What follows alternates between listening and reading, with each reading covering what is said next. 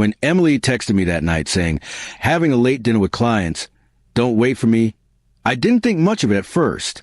She worked in marketing, and late dinners with clients weren't unusual. But something about the wording felt different. Normally, she'd say dinner meeting or work event. The phrase, don't wait for me, hit me in a way I couldn't shake.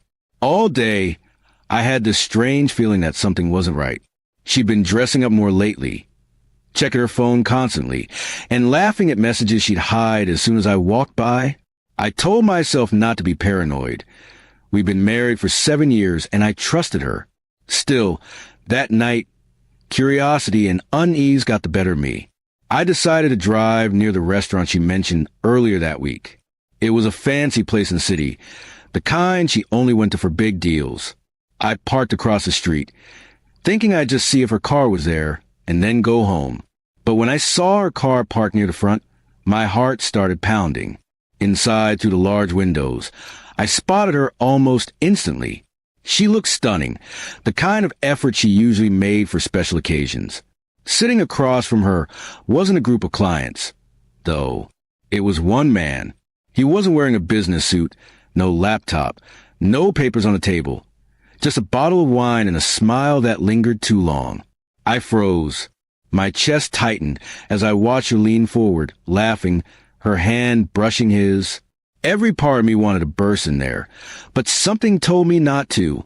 Instead, I pulled out my phone, snapped a photo, and drove away. The road blurred as my thoughts spun. I couldn't believe the woman I built my life with was sitting across from another man pretending it was just work. Back home, I sat in silence for hours. My phone buzzed again around 11 p.m. It was her, still wrapping up dinner. Don't wait up. Love you. The words fell hollow. I typed back, I know who paid the bill. Minutes later, the typing bubbles appeared, then disappeared. Another minute passed, then another. Suddenly, my phone rang.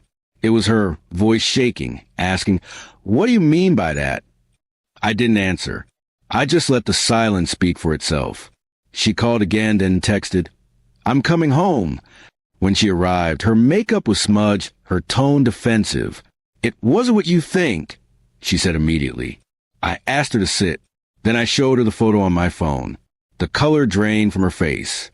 He's just a client, she insisted, but even she didn't sound convinced. I pointed out the empty table. No files, no papers, no team, just her and him.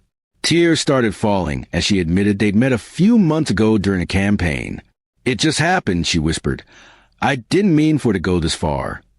Her words shattered something in me. All those late nights, all those missed dinners, it had all been a lie. I didn't shout or curse. I just told her I needed space. The next day, I packed a bag and stayed with my brother. She sent long messages apologizing, promising it was over, begging for forgiveness. But trust, once broken, doesn't return easily. I didn't reply for days. A week later, she sent me one last text. He means nothing to me. I'll do anything to fix this. But what could she fix? She'd already destroyed the one thing that mattered, honesty. I replied, you can't fix what you chose to break. Months passed. The divorce papers were quiet, simple and final. When I walked out of that courthouse, I didn't feel anger anymore, just peace. Sometimes the truth hurts more than any betrayal, but it also sets you free. Looking back, that one text, I know who paid the bill, was the end of everything I once believed in, but it was also the beginning of something better, self-respect. And while it took losing her to realize it, I finally learned that love without trust is just a dinner with an unpaid bill. Someone always ends up paying for in the end.